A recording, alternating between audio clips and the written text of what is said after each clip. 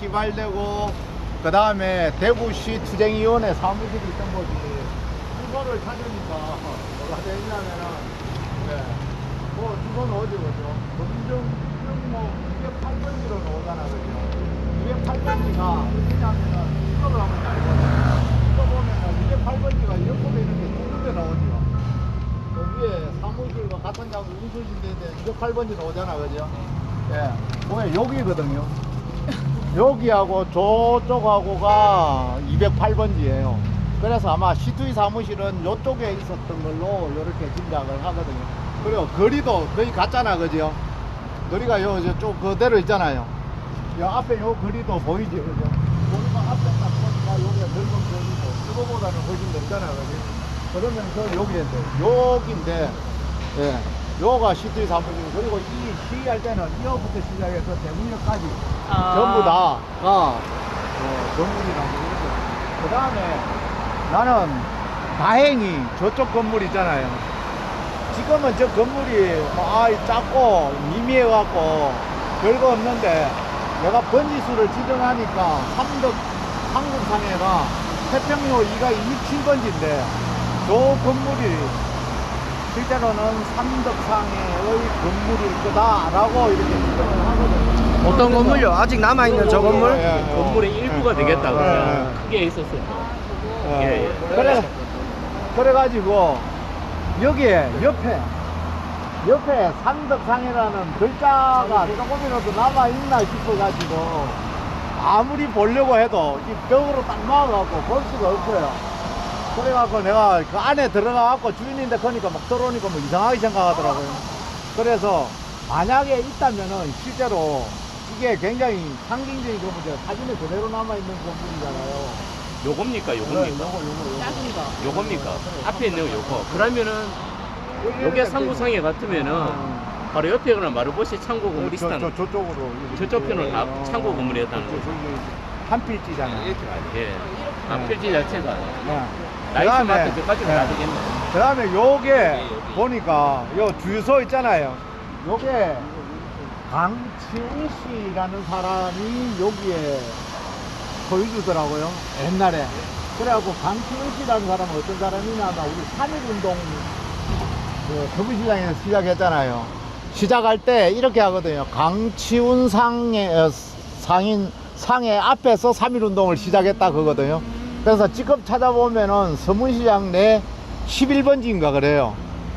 그래갖고 거기서 시작했다라고 하는데 그 사람은 대구 지역에서 굉장히 부자이면서 상당히 많은 이렇게 여러 단체에도 돈을 제공해 줬던 사람이고 이 사람이 여기에 있는데 이 상해를 중심으로 해서 여기서 총격전이 일어나고 뭐 이렇게 했다라고 얘기를 합니다. 그래서 여기가 실제로는 10월 항쟁의 중심지고요.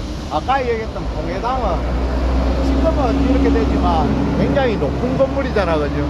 그러면 그 위에 올라가면은 이 지역들을 전체를 다 관장할 수 있거든요. 그래서 거기에 사실은 총을 가지고 있는 사람들이 거기에 위에 옥상에 올라가 있었다라고 하거든요. 지금 대구역에 대한 사진 찍은 거 있잖아요.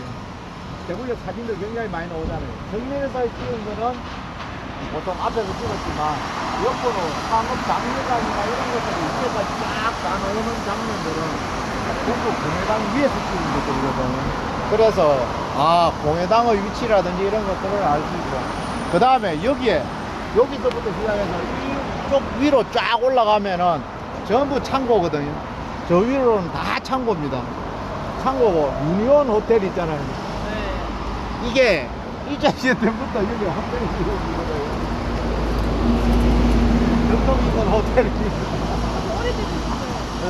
옛날부터 1차 시대 때부터 여기 호텔 했거든요. 사진 나오거든요. 그래서 이게 굉장히 여기서 딱 내려갖고 여기서 자고 생활했던 요런 호텔. 그래서 뭐 여기에는 다 호텔 홍보지도 있고 뭐 별거 다 있어요.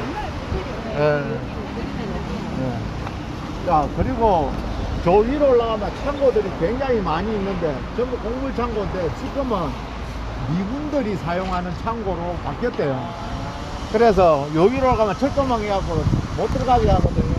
그래서 일본인들이 남기고 갔던 창고를 신항공사라 해가지고 적산 회사들을 일본인 재산들을 전부 다 몰수를 했거든요. 그러면서 YMCA 같은 경우도 목재회사 상해였거든요. 그걸 이제 김어균이라고 이 사람이 변호사이면서 미군하고 잘 아니까 기독교에서 불화받았던 거고, 이 창고들은 미군이 압수해갖고 저 미군들의 군수물자들이나 이런 것들을 여기에 전부 보관하기도 하고, 그 다음에 또 하나는 일본 미군들이 그걸 냈잖아요. 곡물들을 강제 수집했잖아요. 그럴 때 그런 곡물들이나 이런 것들을 여기에 했고요. 그 다음에 또 대구역 앞에 옛날에 곡물 배급소가 있었대요. 그래서 대구 시민들에게 곡물을 나눠줄 때 이제 여기서 나눠준 거예요. 그러니까 여기는 불만들이 굉장히 많았을 거고 그랬면 있고, 그 다음에 우리가 9월 23일입니까? 23일이죠. 24일부터 이제 여기서 총파업에 들어가잖아, 그죠? 총파업에 들어가는데 대구역은 당연히 총파업이고, 그런데 이런 것들도 있더라고요. 철도 노조에서는 여기서 집회를 하잖아요. 시골환경 집회를 하면은 될 수 있으면 조합원들을 여기에 못 가게 하더라고요. 그래갖고 철도 노조 조합원들은 자기들이 다친다고 막 가갖고 데리고 가더라고요. 그런데 총 맞아 죽거나 이런 것 중에서 현재로는 공산당 당원이나 뭐 이런 사람들이 죽은 사례는 없잖아요. 그래서 아마 사전에 나름대로 이렇게 대중들이 투쟁할 때는 좀 많이 격리를 시키거나 아니면 자기 조직들을 보호하기 위해서 별로 이렇게 앞장서지 못하게 했던 경우도 있는 거더라고요. 그래서 우리 그 일화를 읽어보면은 이런 게 나와요. 철도 노조의 조합원이 여와 막 데모를 하는데 뭐 단결 투쟁가도 있고 그 다음에 인터내셔널 가도 있고 뭐 이런 노래를 부르면 막 하늘 때 자기 조합원들을 찾아가지고 빼앗가거든요. 그런데 거기에서 찾아가지 못했던 사람들은 총 맞아 죽은 경우도 있거든요. 그리고 또 어떤 사람은 이런 경우도 있더라고요. 보니까 전매청 있잖아요. 거기에 일하는 애인데 거기에 보면은 감옥에 있던 강영주라든지 거기에 있는 그 아마 공산운동 세포 같은데 조직원이 그 일하는 애에게 이랬대요. 그 피스톤이 돌아가는 그 발전기 안에 뭘 열어 하냐, 전기를 이렇게 발전기 있잖아요. 안에 소금을 사갖고 열어. 그러면은 못 돌아가고 망한다. 그러니까 이게 멈춘다. 그래야 자기가 시장에 가고 소금을 갖다가 사갖고 그래 여었대요. 여니까 진짜로 기계가 망가져가 안 돌아갔대요. 그래 자기는 겁이 나서 어디로 도망갔냐 하면은 저 칠곡으로 도망갔다 하더라고요. 그래 나중에 잡혀갖고 이제 경찰들이 이제 조사를 받는 이런 경우들이 있었거든요.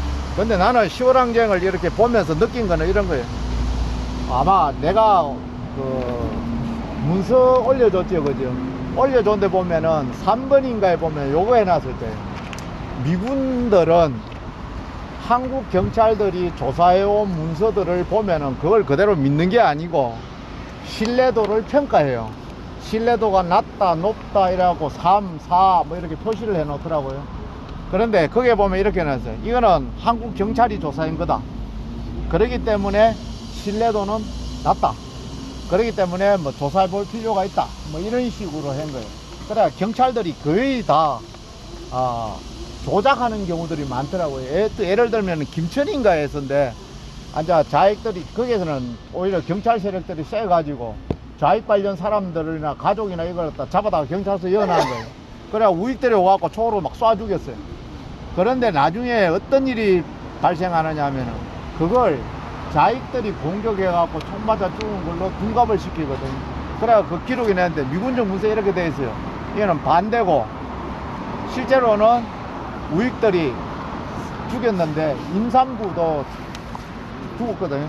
그래서 이거는 조작된 거다라고 하는데, 근데 우리가 이제 하도 이게 뭐 연구도 이런 것들은 좌익들이 경찰을 죽이거나 약탈하거나 뭐 이래 했던 것들은 굉장히 많이 나와 있어요. 아마 PDF 파일로 내가 나중에 드릴 수도 있는데요. 붉은 뭐 거기 보면은 그런 내용들이 막 써거든요. 근데 가짜들이 많은데, 그런데 우익들에 의해서 자익들을 죽이거나 뭐 이랬던 내용들은 거의 없어요. 어떤 사람들은 이런 것도 했거든요. 임산부를 잡아다가 아들이 이 폭동에 관련됐다, 아들이 나타날 때까지 고문하고 이래 했거든요. 그래 나중에 그 사람은 살해당해 가지고 죽고 그 시체를 보내줬던 적도 있거든요. 그러면서 이래 놨더라고요. 미군 정도 이런 걸 알고 있었다. 그러니까 10월 중순 이후에는 경찰들이 치안을 장악한 다음에는 굉장히 보복적인 일들이 많이 일어나고, 그 다음에 또 마을이나 이런 데서도 좀 약간 불만이 있거나 자익적이었다라고 생각하면은 경찰들하고 이렇게 사건을 만드는 것들이 굉장히 많더라고요. 칠곡 부동 그쪽의 마을에도 보니까 그런 사건들이 만들어졌던 것들이 있더라고요. 그런데 이제 미군적 CIC 보고에는 이래 나오더라고요. 신뢰도 극히 낮은 이렇게 나오더라고요. 그래 조사해 봐야 돼 뭐 이래 나오는데, 그러니까 이제 앞으로는 이런 것들도 해야 돼. 이게 자익들이 경찰들을 죽이고 이런 거 했던 것도 중요하지만 뭐 그것들도 뭐 문제 있지만, 우익들에 의해서 그 이후에 어떤 보복과 폭행이 가해지고 또 자료들이 어떻게 만들어졌는지 이런 것들도 충분히 찾아볼 필요가 있다라는 거예요. 그래서 나는 이거 얘기했거든요. 차입니다. 이쪽으로.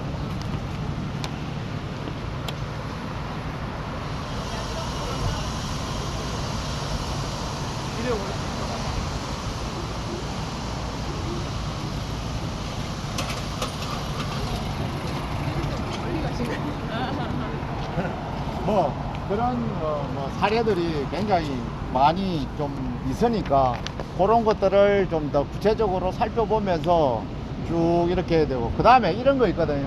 나중에 내가 좀 경찰서 가서 얘기하려고 했는데 아마 여기서 얘기해 봅시다. 뭐냐면은 경찰에 시체 데모했다 그러잖아요. 시체 데모했다 그러는데 그게 여기서 10월 1일 날 한 명이 죽었잖아, 그죠? 죽고 난 다음에 그 시체를 여기 철도 그 의무실이 있는데 여기 데리고 갔다가 다시 경대병원으로 데리고 갔다라고 얘기를 하거든요. 그래서 다음날 경대 의대에서 그 시체를 학생들이 짊어지고 대구 경찰서까지 가고 시체 데모를 했다라고 하잖아요. 그런데 기록에 보면 이래 나오는 거예요. 지금 우익들이 내온 기록에 병원에 있는 콜레라 환자를 둔갑시켜 가지고 죽은 시체를 한 것처럼 데모를 했다라고 되어 있거든요. 그래서 그 기록이나 그 내용이 언제 누구에 의해서 시작이 되었는지를 보니까 이제 미군적 문서에 이렇게 되어 있더라고요. 그걸 기록한 사람이 한국 경찰이 조사를 했는데, 조사를 내가 했고 그 조사한 걸 한국인의 김춘봉이라는 사람이 읽었다라고 되어 있더라고요. 그러니까 이제 미군들이 안 되니까 한국어로 쓴 경찰 조사서를 읽어 가지고 미군이 CIC 문서에 부착을 해놓은 건데, 거기에 뭐라고 되어 있느냐면은 가져갔던 시체를 학생이 죽었다라고 하기 위해서 교복을 입혀 가지고 남자 학교에 가고 여학교에는 여학교 교복을 입히고 갔다라고 하는 게 거기 쭉 적혀 있더라고요. 그러면서 나는 경찰의 조사를 근거로 해서 그 이후에 우익들이 나오는 책에는 전부 경찰들이 콜레라 환자를 시체로 만들었다라고 하는 것들이 일반화되고, 그리고 또 하나는 이게 대구 지역이나 모든 데 다 전파되더라고요.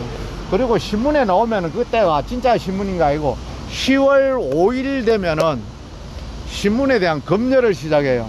그래서 그 신문 보도할 때 그때 이후로는 그 검열을 통과해야만 보도되는 거예요. 그래서 10월 5일 이전에 10월 1일부터 5일까지는 신문이 없거든요, 대구는. 그런데 그 이전의 보도와 그 이후의 보도는 다르게 봐야 되거든요. 그런데 우리는 신문이라고 해갖고 당시 보도라고 그대로 믿으면 안 되고, 실제로는 전부 검열을 돼. 그때부터 이제 신문에 나오는 모든 기록들은, 대체적으로 신문에 나오는 것들은 경찰들의 시각과 눈으로 본 기사들이 거의 대부분이에요. 그래서 그러면서 뭐냐면 이런 거죠. 10월 항쟁이 처음 시작될 때 했던 것보다는 이후로 가면은 갈수록 이데올로기적인 색깔이 더 씌워가지고 자익의 만행을 폭로하고 비판하는 쪽으로 쫙 흘러가는 거죠. 그것이 지금까지 이렇게 이루어진 거거든요. 그러면서 뭐냐면은 사람이 죽지 않았는데 경찰들이 데모대 이 자익들이 시체 데모를 하기 시작했다라고까지 이제 비약대가 나타나거든요. 그래서 어떤 면에서는 이데올로기 전쟁에서 전 거지. 만약의 경우에 그거는 뭘 알 수 있거든요. 땅가에 끌고 갈 때 미국 경찰서 앞에 그대로 두었거든요. 그대로 두었는데 미군이 봤거든요. 프레지아라고 하는 사람이 봤는데, 만약에 그게 진짜로 병원에 있는 환자였다면은 가짜라는 거 대부분 알 거잖아요. 그리고 검찰 기록에도, 검찰 1호 기록에 보면 나오거든요. 거기에도 보면은 죽었다라는 거는 분명한 사실이고 조병옥도 그렇게 인정을 하거든요. 그런데 그게 어떻게 재생되느냐면은 경북 의대 역사에 보면은 이래 나와요. 자기가 단가를 메고 갔던 의대 학생이었는데 포르말린 냄새가 굉장히 많이 나고 이래갖고 시체가 맞다, 영안실에 있던 시체가 맞다, 이렇게 얘기하는데, 그거는 뭐 하여튼 영안실에 있던 뭐든 죽은 사람의 시체를 가면은 썩지 않도록 하기 위해서 포르말린 처리를 하는 거는 맞거든요. 그래서 나는 그게 아니다라고 하는데, 지금은 그게 맞다라는 것 쪽으로 많이 얘기를 하고 증언들도 나오고 있는데, 그게 이제 우리의 역사적 사건은 일어났는데, 일어나고 나서 그 이후에 누가 이 사실을 점유하는가에 따라서 사건의 내용과 방향도 바뀌고 시각도 바뀌고, 그러다 보면은 어디로 되느냐면은 사실 자체도 변화되는 이런 현상이 일어나더라고요. 그래서 역사를 가르칠 때도 아마 그런 것들을 이제 우리 이러잖아요. 삼국유사는 좀 사실에 근거하지 않은 거잖아요. 그래갖고 딱 하다 보면은 그게 인용해갖고 쓰거든요. 그러면 나중에 인용한 걸 다시 인용하잖아요. 그러면서 아 이게 맞는 게 되고, 이런 걸 보니까 삼국유사도 맞다, 이런 식으로 증명되듯이 이런 현상들이 좀 많이 일어나고 있습니다. 저게 아까 얘기했던 우리가 뭐 이거는 뭐 그렇게 의미 있는 건 아니지만, 이 창고에 아까 사진이 나타나니까 그렇고, 지금 여기 있잖아요. 이쪽 안쪽으로 다 창고거든요. 동물창고. 아마 가보면 지금 창고 그대로 있습니다. 여기 쭉 가면서 이쪽으로 한번 보고 저쪽으로 가죠.